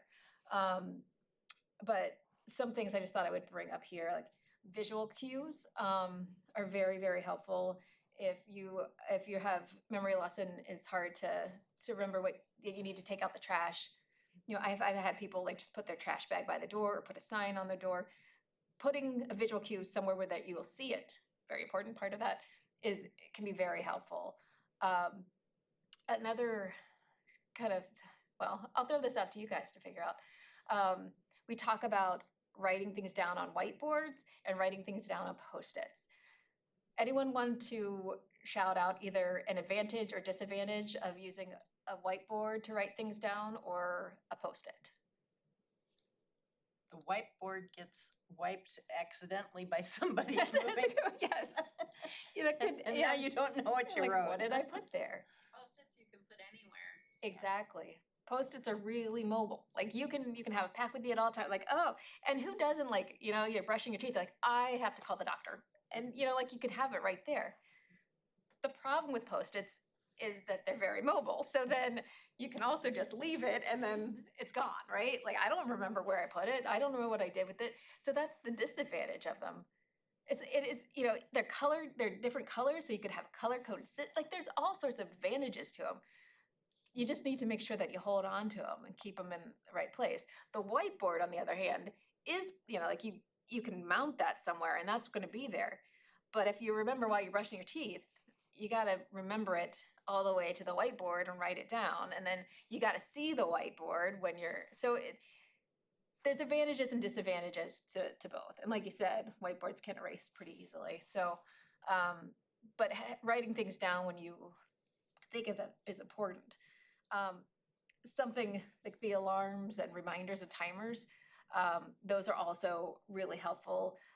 Like you could have your phone or a smartwatch that you use that you can set alarms on that or reminders and timers as well to help you remember that there's something on the stove or you need to call the doctor or it's time to get ready to go have lunch with your friend. You have to be wearing it though, and you have to remember to charge it. So there's drawbacks to those too. It's basically like everything that you can use also has a little bit of a, drawback to it as well. The keeping it simple kind of fits in a lot with the setting realistic goals, but this kind of idea of you don't have to put too much on your plate. Like just streamline what you can streamline. And SMART goals, they are goals that are very specific, measurable, attainable, relevant, and timely. Meaning that you don't want to set a goal to run a marathon at the end of the summer. A SMART goal, that's a great goal. It's a lofty goal. It's a grand goal. SMART goals are action steps. So like, how do you get there? Specifically this week, I am going to walk on the treadmill one time for 10 minutes. That's a smart goal to start because it's specific, it's measurable. You know exactly, did I walk on the treadmill for 10 minutes? Yes, I did. It's attainable. That's key because you want to build success and confidence. It's relevant, it's going toward that lofty goal, and it's timely, it's done within a week. The specific part too is you don't want to say, well, I'm going to work out this week. I'm going to exercise this week. That's going to start me off. Because what does that mean? Like working out, take it down to walking on the treadmill. That really gets you started. So those are good ways to attack these lofty goals. Also a really good strategy for attacking a big project that you want to break down into more manageable tasks. That's the way to do it. I've got to get my house ready to sell. What do I do? Okay, let's just take it down and just start with emptying out a dresser. One dresser, one day this week. And you build, each week you build a little bit more and do a little bit more, but it's the way to do it. Schedule activities at times when you're most likely to succeed. If you can schedule, when, Sam, you mentioned this earlier about sometimes like some days you just don't have the capacity to pass a test, or you don't have the resources because you've already spent them earlier in the day. So that's a way, if you can schedule, like I know I'm great in the morning, I'm a go-getter, that's when to schedule your activities. And then a motivational tip that we have is like focusing on the long-term benefits, because it can be hard to get started on things and to keep going. And it's like, okay, you know that if you keep putting in a little bit of effort, in the end, you're going to have your house ready for sale. So like just keep focusing on the end result. So, okay, so that was basically what we would do. We found that all 15 people stayed, we got 15 people in and they stayed with the study. So it was feasible to do it. They all completed the intervention and they thought it was great from their interviews, so acceptable. They did find it useful too. These are like some of the things that they really found useful, like just being able to talk to someone is such a thing. I mean, again, Sam, what you were saying, it's like so important, like 45 minutes to just talk about yourself and what you're going through that's invaluable. So talking about experiences, talking about their values and thinking about their values was really important and useful. Kind of this idea of like, okay, now I have a purpose for this time. This is what I'm going to be doing, and I can extend this. It's not something that just stops right when you're done with the study. It's something that you continue on in life. Like it helps give that purpose. It helps with organizing and setting up routines. And they found that it was good just in general, like social connection. Maybe not even as far as like meeting other people or doing outside things, but even just in talking with someone. And then there's some specifics about transportation. Information was good, and safety and goal setting. So a couple things, just what we learned from phase 1 and we've added to phase 2 is we're for sure talking more about food security and even like checking the refrigerator, because as we were talking about with our health exams, you can say whatever you want about nutrition, or you can say whatever, so I never looked into a refrigerator. Like that was something that a couple of participants mentioned, and then also like we were talking as a team, like that I should be doing that because yes, you trust someone, but also like just like how my interpretation of a nutritious and full refrigerator might be different than someone else. So we should look. And then homework, we cut down a lot of the recording to just get the minimal. What can we just do that will still give us what we need, but without making people have like a second job? And then we will for sure talk about wearables in more detail, because that was something that came up a lot in talking. Like what makes the most sense? I have an Apple phone, or I don't have an Apple phone, but I want an Apple Watch and all that. And then I just kind of learned a little bit better about how to make the flow of and not try to put too much into one session and spread it out a little bit better. And again, that last one about like, it's really, a lot of people was more about prioritizing instead of increasing activity, and to make sure that that was part of what we talk about. And so we'll do this next phase. It's people are in the study for 6 months, still 3 surveys. You may or may not do an interview depending. We're hopeful we'll get those 50. But we're also, so now we have this more refined intervention. Now we can kind of do a little step further and look to see people in the study, did they feel like they they were more engaged, they were doing more meaningful activity. If they were lonely to begin with, was there an improvement in that? It's all within one group, so it's not like we're comparing it to nothing. So if this turns out to be something that looks like it's doing its job, then we would try to get another study going where we would look for people who were in a control group where they didn't receive it, and then people who were in this intervention and received it, and hopefully they'd get, you'd see that there was a difference and that it was helpful. So that's where we go. So I have a question, Robyn. Is it possible that through the results of your study, you're hoping that insurances, medical systems might pick this up and see the benefit to coaching those that are home alone in an early stage Right. of a cognitive change? Yes. So our goals are always to disseminate this. If these interventions prove or are found to be effective, then to get it out into the community. Like I said, I'm the only coach on this, so there's like one person doing it, and so like we'll need to like look at it. How can we make this something that everyone could do? I have like a clinical psychology background, but we want to make sure that it's something that other people with other training and backgrounds can do, so we can get more people involved in being able to deliver this and put it into the world so people can benefit from it, and it's not just through the Ivy Tower of research programs. Like and this is where like we would like this to get to Sam, like into like the trellis, the world, and like how you've done what you've done with your programs. Are there any questions for Robyn? I do want to make sure to have time for all of Linda's, so yes, please. Do you plan any kind of follow-up, like after 3 months, and see how they're doing, if they're keeping up with it? Yeah, so I ask that partially because I could imagine that for some people, having you visit them or do a telehealth with them once a week is some of the best interaction they have. Yeah. And that when you drop off, they might really miss that. Yes. and that's and you're right, because that was a couple of the points that came up as being useful was just having that social connection with someone to talk to and share their experiences. So we as a study, we can't really do much about like as a outreach, as part of our University of Minnesota outreach, we are able to connect with people still in the community and do some things. But as part of the study for that phase 1, there was no follow-up for this current phase, which is the 6 months.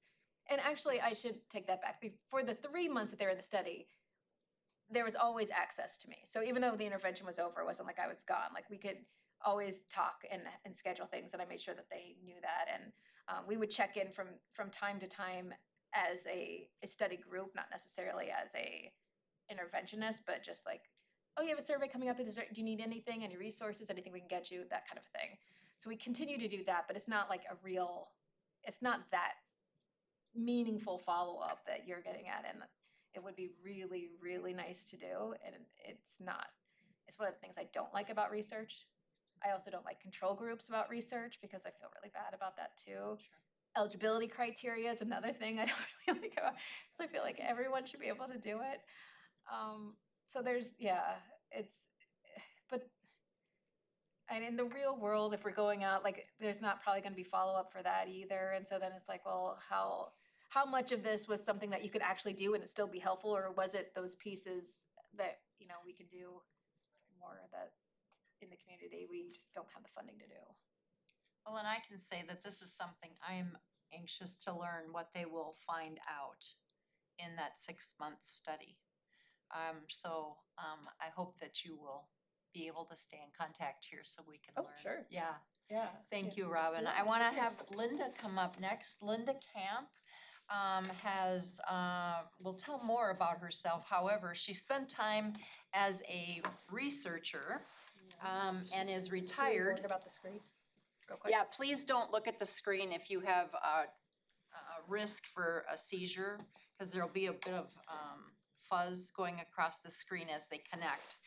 But Linda had done research prior to her retirement and now has even done legislative work on solos, people that are living alone, or even if they have family and friends, they're choosing not to utilize those family and friends to help them in making decisions or to be the advocate for them.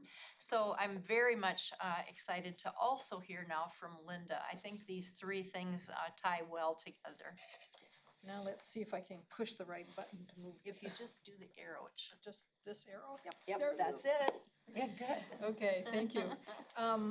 You know, one thing I might say at the beginning, I use the term solos because it came out of some work of a task force that I was involved with earlier on, but you do hear a lot of terminology out there. Solo agers, elder orphans, solo seniors. I mean, there's lots of ways that people are talking about this whole idea that there are people out there that are not actively part of a family structure. So I use the word solo, and the task force that I worked with, we decided that we didn't want all the extra adjectives attached to it, because I'll go through this definition with you, but people can be solo at any age. So let's not peg it to people who are older adults, but also people are very sensitive to language, and there are words that somebody might use that are offensive to you that wouldn't bother somebody else. The current thing that you will probably hear and see in some places is solo agers. And I have to tell you, that one just drives me crazy, and it's all over the place, because I think, would you call yourself an ager? I mean, would you call your friend an ager? You know, I just think that we gotta be careful about that. But anyway, okay, so here's what I'm talking about, and just a quickie little background. I originally, I grew up on the East Coast, and I've been in Minnesota since the late 1977, and for a number of years, my father was living in the family home in northern New York with a series of housekeepers. And my brother and I were both living long distance away, and, you know, for a while things were working pretty well. Then all of a sudden we started noticing signs just from long distance that maybe dementia was setting in, and there were some behavioral things that we would notice just chatting with him, whatever. But also the other thing that happened was we started to see that the latest housekeeper, who came in for 2 hours a day, was basically sweet talking him out of a lot of his money. It wasn't anything that was clearly signing checks and, or, you know, his name and whatever. And that's actually what got me thinking about this solo issue. And it wasn't really well formed in my mind at the time that it happened, but I kept thinking, you know, this is not right. There's my father. He has a right to be in his own space and whatever, but with all of the resources that he has around, it still wasn't enough to fill in that sort of watchful eye thing that was really needed to help spot and then help him kind of move forward. So that was in the back of my mind, and I'm here in Minnesota. I would call myself a solo. I have no spouse, no children, no family. I'm the only person that I knew in Minnesota when I first moved out here. And, you know, so what I'm seeing a lot, people are getting tuned into this whole solo idea, and particularly because of demographic changes, and people are having fewer children. And so that's the piece that's getting focused on a lot. But, you know, I think, well, you know, my father was a solo. He had kids, he had resources, you know, but he was still without the support system that he needed when he needed it. So this is the definition that we have here, which are the task force that I'm mentioning was something that the Citizens League put together. I coordinated it, and we were funded by a community innovation grant from the Bush Foundation back in 2017. And this is the definition that we used in this process. Individuals who, by choice or circumstance, function without the support traditionally provided by family. So it was trying to be a kind of a neutral and just sort of say that the critical issue here isn't whether you have kids whether you live alone, whatever. The critical issue is, do you have the support system that you need, whatever that would look like. So I'm just curious, those of you sitting in the audience, is there anybody here that feels like this definition would apply to them? No? Yes? Yeah, there are some. Okay. Do you know some people that you think would fit this definition? Family, but They don't live near, family doesn't live. But do you have a friend or a neighbor or a great aunt or a cousin or somebody that you think might, friends all in the apartment I live in, can call on. and you think maybe they would be solos as well? Yeah. Well, there's a lot around. So this is the definition that it's really about the quality and availability, which is your support, is what we came up with. So when I look at solos, and again, because there's so much conversation about people without children or people living alone without children, to me that's a pretty narrow definition. And people the lack of a support system is a result of certain circumstances. So when I look at it, I came up with sort of three basic categories. The one that people grab most often is this whole demographic definition, okay? No children, maybe they have a disabled child, no spouse or partner. The friendship or the social support group might be the same age, and so everybody's kind of in the same situation and can't offer support. There are a few research projects I've seen that talk about kinlessness, and what that word actually means is somebody without any blood relatives at all. It doesn't mean you don't have children, it means you have no blood relatives. But there's also the relational piece too. People who live alone are at risk for soloness, being without the support system. Like my brother and I, we lived at a distance from my father. You may have friends or family out there who you might assume could be your support system, but they're really not available, they're not willing, or they may not really be the right people to do what you need. Dysfunctional families, we know about those, they're all around. And another piece is just people who are actually estranged from their family without that any communication at all. So that's another reason why people could wind up without being a support system, with not having a support system. This last group is the one that we don't think of quite as often, but there's a lot of behavioral reasons why people might not have a support system.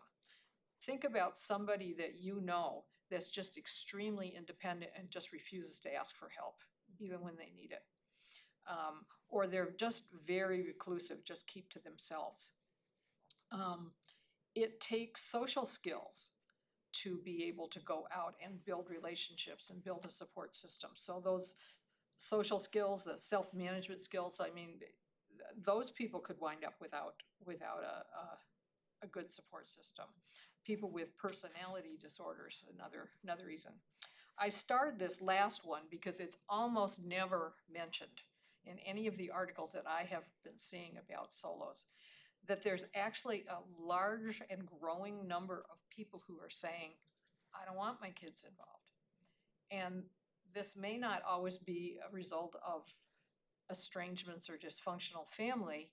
What I'm hearing from people is, yeah, I really love my kid, but he couldn't handle this.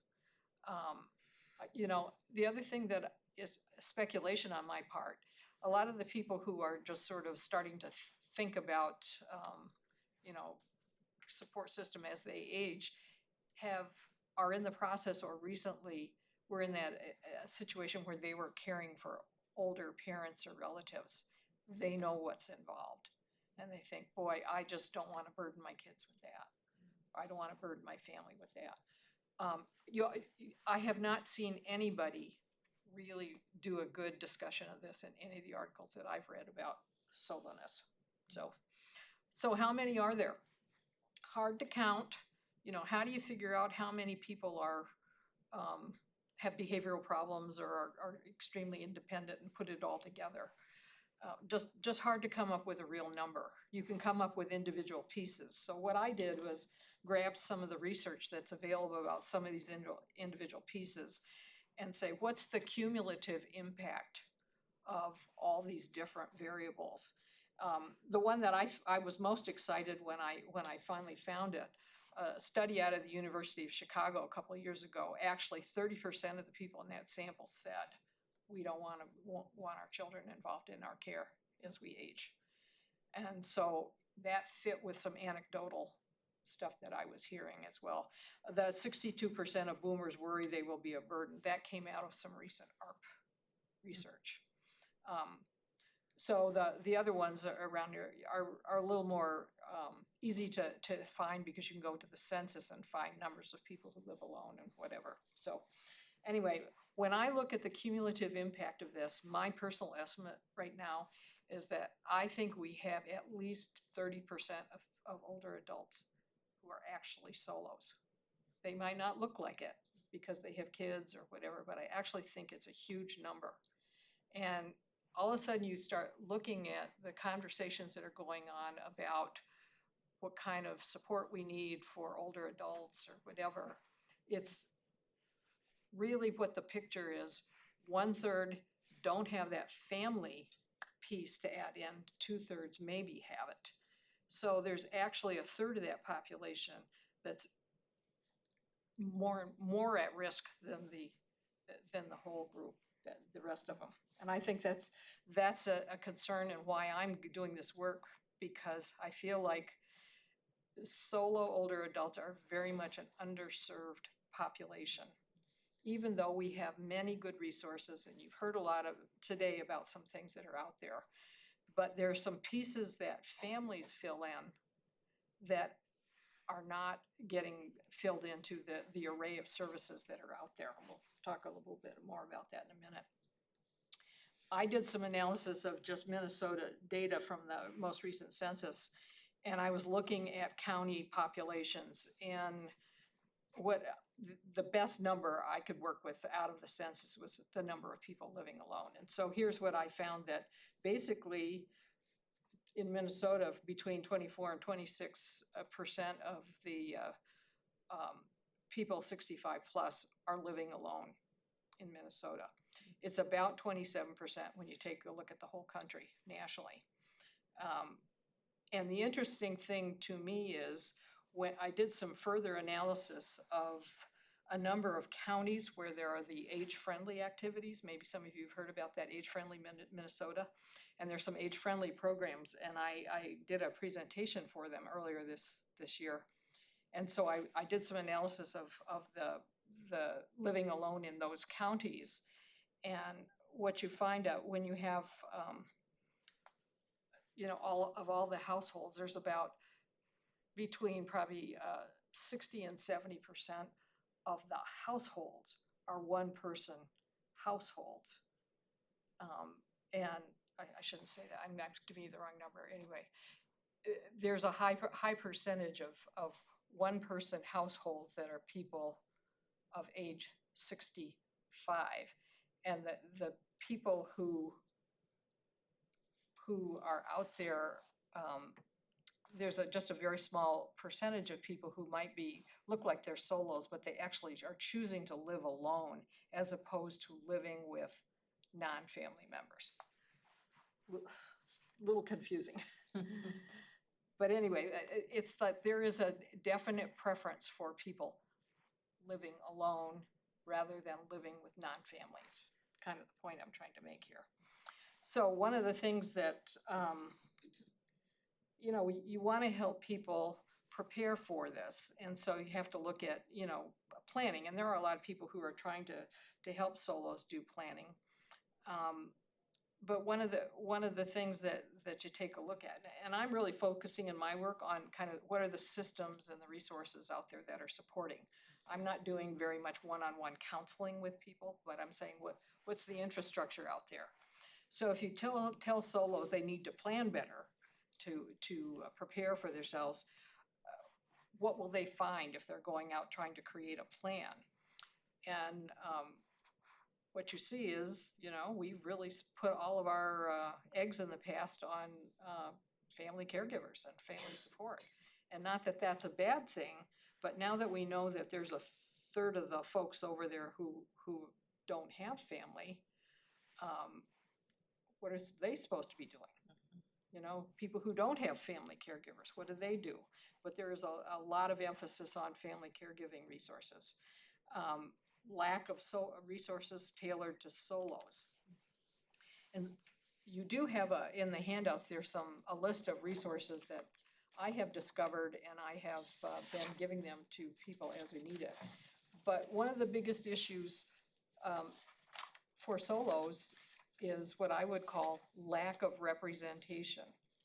Who's the person whose name is on your healthcare directive, on your will? Who's that person that you're trusting to manage your affairs for you? Who is the person that serves as your personal advocate? If you don't have a family member to fill in that role, who does it for you?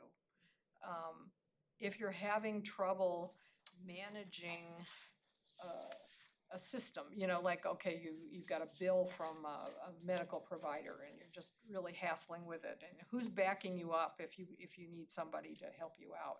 So those kind of decisional advocacy representation resources are just a huge gap for people. And you know, you can't just say, oh, go ask your neighbor, because maybe that doesn't work for you, and maybe the neighbor can't do it. You know, those options are out there. So one of the things that I'm hoping to really spend more time on this year is really to say, how do we create more options for representation for people who can't rely or don't want to rely on their family? And there are some people in the Twin Cities area that you can hire to be your healthcare agent, or hire to be your payee representative, whatever. But not everybody can afford to pay for those things. So how do we get some more options for people who are in the even middle income range, where that's a problem? I think there's sometimes you find things for low income, but you don't find much in that middle. The other thing that solos often run into is just the way people are used to doing businesses. Their policies or customs or practices just kind of assume you can find somebody to help you out. The classic one that comes up all the time is you're going for your colonoscopy and you have to have somebody that stays with you drives you there, stays with you, and takes you home. I've been doing some personal research just to say, okay, if I needed something, what would I do? And I started going through on the web and trying to find out, are there local, what they refer to as non-emergency medical transportation? Really tough to find that. And of course, Uber and Lyft, you know what's going on with that discussion right now.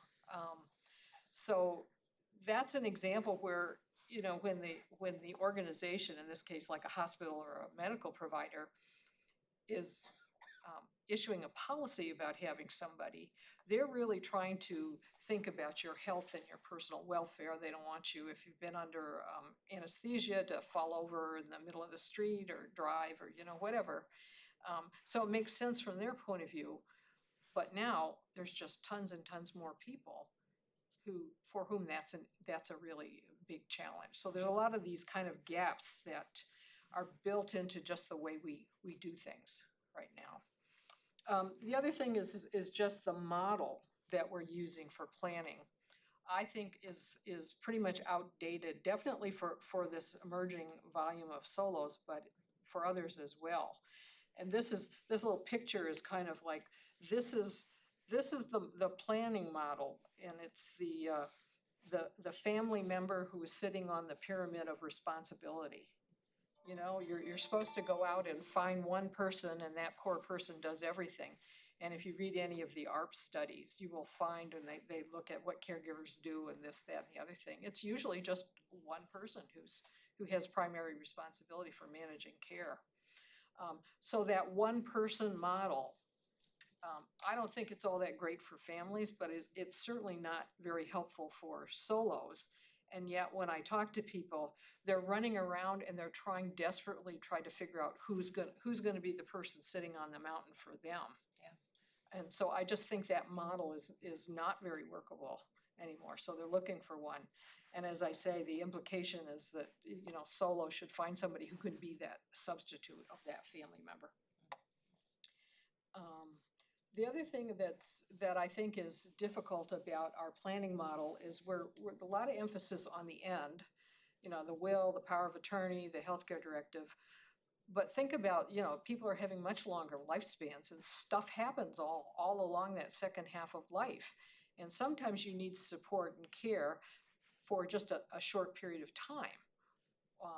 You know, again, going back to if you're having some surgery and you get sent home and you have to fend for yourself, but you can't lift your arm because you've had rotator cuff surgery, or you can't do stairs because you've had knee surgery.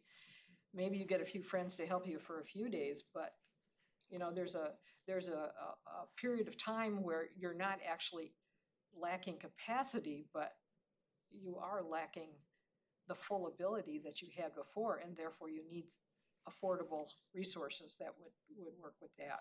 So here are just some examples of some of the stuff that happens in the second half of life that where you might need some resources. And so you need to have not just a plan for the end and for the big stuff, but you need to have a support system that works for you all along. And again, with a traditional family model where people just say, okay, I'll go call my cousin to give me a ride. Or, you know, there's somebody that's always going to be there to take off work to help you, you know, which is not necessarily a great model for them, but that's kind of what that's the way we've been doing things. So, you know, these are some of the things that I ask people, you know, like when you're thinking about the kind of plan, if you are a solo and you're trying to think about a plan that really is working for you, it's like, you know, if you're out for a walk and you trip and fall in a ditch, would anybody know who you are if you couldn't talk? You know, what are you doing for personal identification?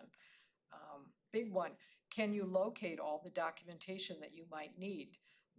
Bad habit people have is they don't want to do their healthcare directive, and they finally get it done and they stick it in a drawer. Maybe they give it to somebody, and then they never look at it again. And the question is, who needs it, and under what circumstances would they need it, and could you find it? Could somebody else find it? So those are some of the thinking things that have to go into planning. Paying bills.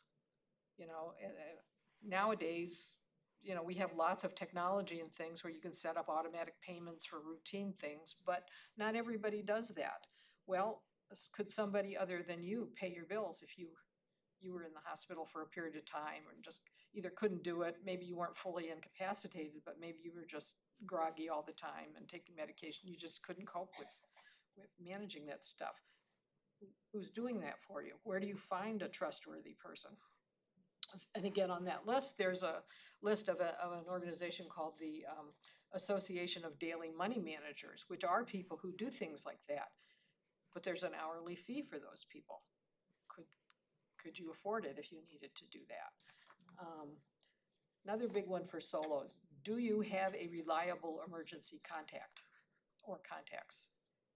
Now, believe it or not, that's a big issue for people. They often say, oh, I got 5 friends I could call. And I have an anecdote that I sometimes share with people about a woman who is out doing something out in the country, coming back from a trip, and she slid into a ditch. And she had 5 people on her list that she would normally call. One had night blindness, so couldn't drive. The other one was on vacation. Somebody else had a phone switched off. I mean, she thought she had 5 resources there. She actually had no resources there. And so these are some of the lower level detailed kind of things that actually make a huge difference in terms of people's well-being on a day-to-day basis, and particularly for solos, that often aren't really discussed fully when they're telling you about planning. It's like, okay, get your will, your power of attorney, and everything done, and that's the end of it. But you need to sort of have this whole life support piece there. So one of the things I worked on a few years ago is trying to come up with a different model, a model for the second half of life. And the one I created is called the backup plan. And I had a couple of things in mind. One was that I wanted to build what I would call infrastructure, some of the new resources that would be around for solos. And one of the things I said was, well, why don't we try to help existing organizations that deal with older adults develop a capacity to start working with solos so that they could do something. So that was one piece. The other thing was, there's a fair amount of research that shows that people generally are much more successful when they're trying to get difficult tasks done if they do it in groups, if they do it with some kind of a peer structure. So, if you're having trouble getting your healthcare directive done, maybe everybody else is too, and could we put people together and let them find a way for them to help each other so they'd actually be more successful. The third piece was just building community. I mean, that's one thing that's everybody needs, but we've talked about people living alone and whatever, but not everybody just easily goes out and makes friends. And, ARP and other places have these long lists of all these groups and all kinds of things that you can join. Well, not everybody's just comfortable walking into a strange group. And so I said, well, is there something we could do that would help people who are a little queasy about doing that? Get something where they could have the opportunity to join a group of people who were like them, who were solos like them. So this backup plan is based on the idea of having an organization sponsor for the lack of a better term, I'll call it a solo support group that would create an opportunity for solos to come together to work on some of these planning things, maybe as a starting point, but also then to form relationships so that they'd have more people for social purposes or to help each other, or to serve as an emergency contact, whatever. And could we create something that would help that? And so this backup plan is the model and the tool that I developed, and it consists of there's a guide for the participants that has some questions like the ones that I had on the other screen, help them think through some things. And the whole idea of these groups is that they are not, it's not a program. They come together, they identify some things that they would like to work on together, and then they go forward and they decide the pace, they decide the topics. It's a self-managing group. When I did some earlier testing of the model, what I discovered was that it's challenging just to sort of put together a group of people. They don't always work as well as you want it to. And what really was the missing ingredient was to have somebody to serve in a coach role. And the coach is not somebody who is a professional facilitator. They don't need to know anything about all the resources that are around. They just need to be comfortable helping the group get started and to stay together, that just kind of keep an eye on things. So I call them sort of nudgers in chief. And so in 2019, I did some piloting of this model with 3 living at home block nurse programs. And they each of these programs identified some of their people that they knew that they thought would be interested.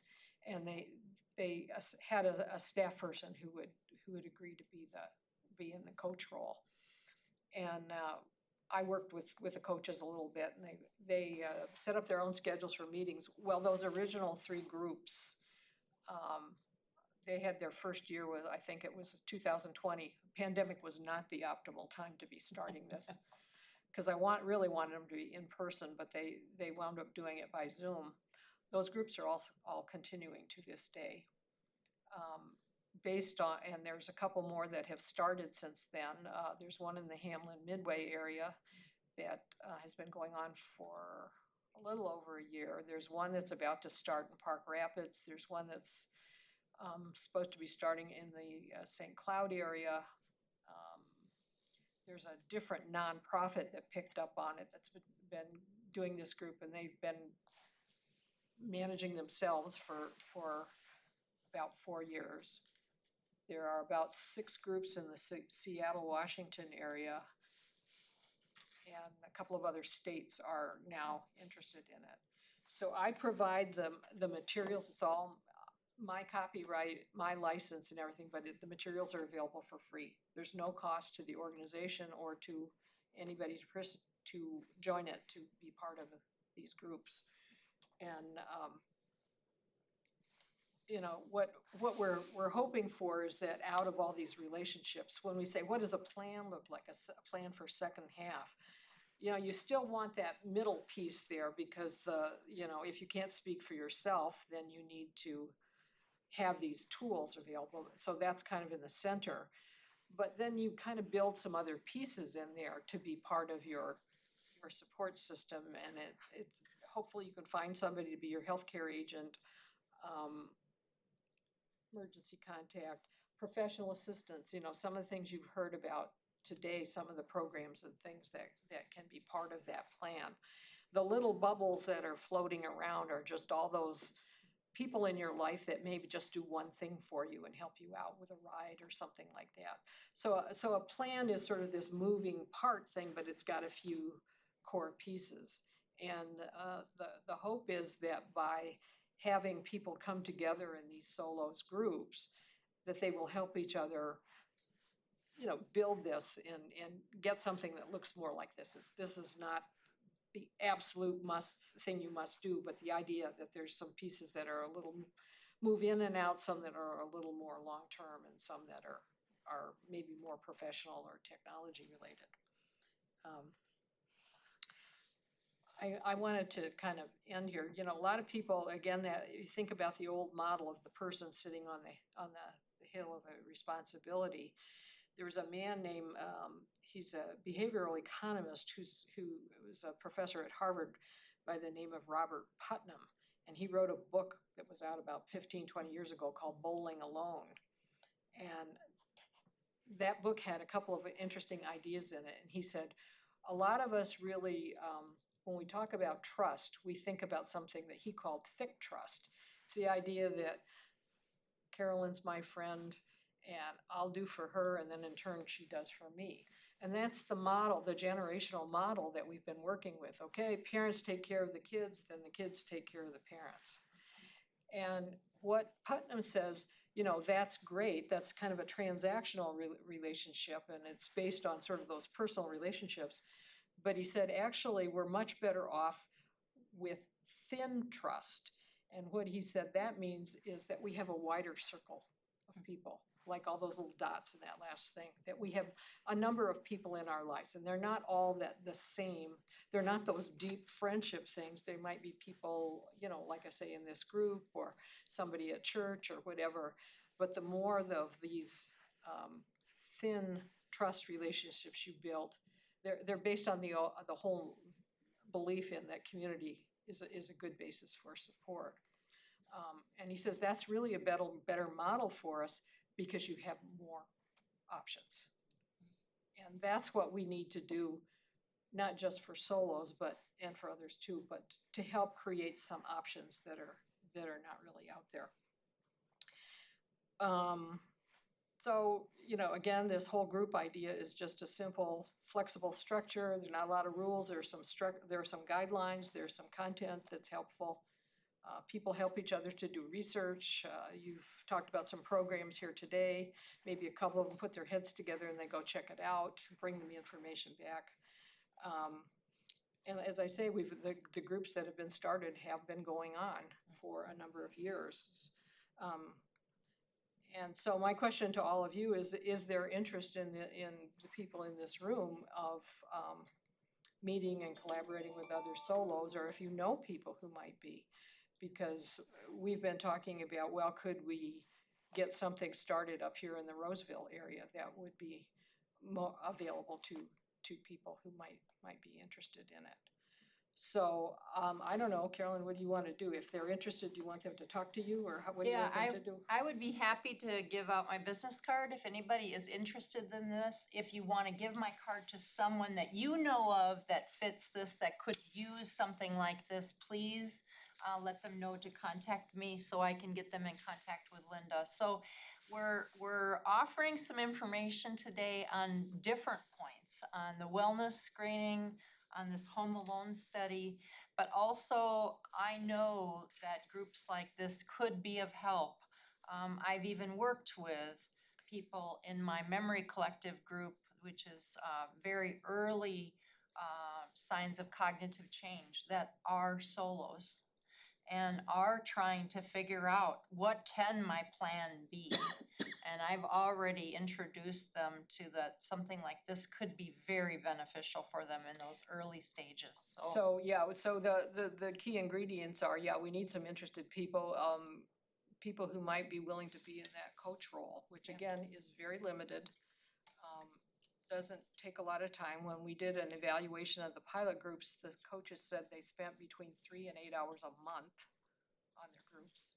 Cause you're pushing it out, you're busier in the beginning, you're pushing it back on the group and helping them develop skills so that they're able to manage and do things. They don't have to wait for somebody to tell them where they should go or where to find something, that they have a set of skills where they're a little more confident picking up the phone and asking a question about something. So it's kind of a learning model. yes, Question. Paula. Is this just for folks with dementia or is this for other? Oh, it's anybody. It's anybody. As a matter of fact, if there are some folks with some kind of mild cognitive impairment or whatever, we've never had a group specifically for that category. It would be very interesting to see what we could do and put a group of like-minded people in a group. I would agree. But the groups that exist are just whoever signed up and said they were interested and wanted to participate. Yeah. And as I say, they're the ones that have been started have pretty much been long-lasting groups. So the model seems to work. Other questions or comments or? First, I'd like to know if the presentations are gonna be put on the site, on the City of Roseville site. Are you okay sharing your presentation with me that we could put it on? Yes, we can do that. I don't think Second of there's any all- copyright. Yes. Thank you. Second of all, I'd like to throw out the name Sarah Zeff Gibber. Oh, I know I Sarah bet you really well. do, yes. Yeah. I just finished reading one of her books on solo aging and I highly recommend it and other things that she's done. And I would like to participate in this. You would. So I'm gonna get my business card. We're just a few minutes over, but I'm gonna leave it at this. Linda, I know, would be happy to visit with people afterwards. I know Robyn would be happy to visit with people afterwards. There is a resources for solos that Linda shared with me. If you know of somebody that would be interested, but I also pulled up tips for living alone with early stage dementia that I was able to find from the National Institutes of Health. And so I wanna thank you all. I'll tell you, what an engaged group. Really. You've all been so good at listening to this valuable information today. Thank you for coming. And I will be up here, Linda and Robyn as well. So, thank you. Thanks for coming. Yeah, let me get myself